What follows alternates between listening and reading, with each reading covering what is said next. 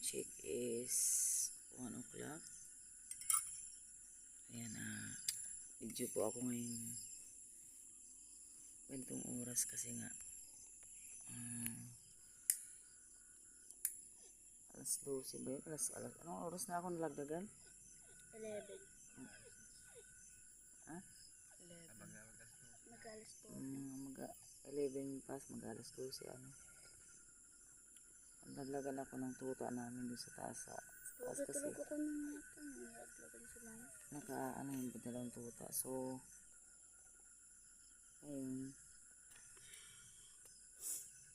nagising kami. Akala nakatulog na ako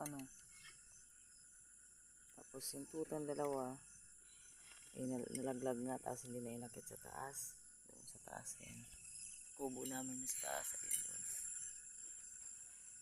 Ayun doon sa taas, ayan, kubo namin. Madilim kasi, patay na ilaw namin yun dahil madaling araw. Hindi kami nakakatulog ng maayos dahil gawa ng may umakyat sa taas, inakit yung dalawang tuta.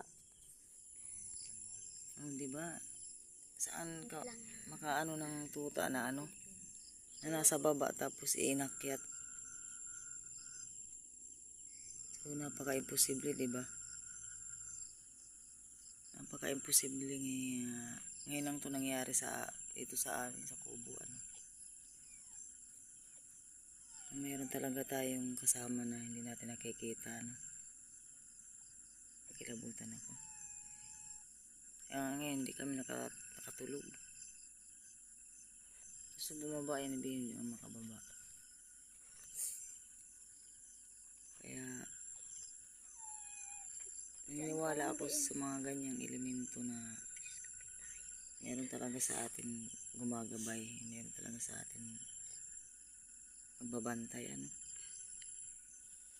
kinikilabutan ako. Kaya naman guys, ang kilabot ko.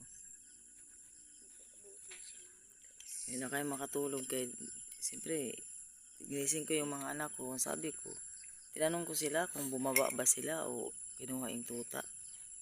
Hindi naman daw. Ang ganda ng pagkakaano ng tuta, nakatabi mo eh.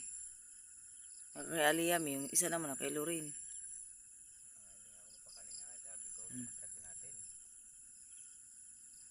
Kaya nakakapagtaka na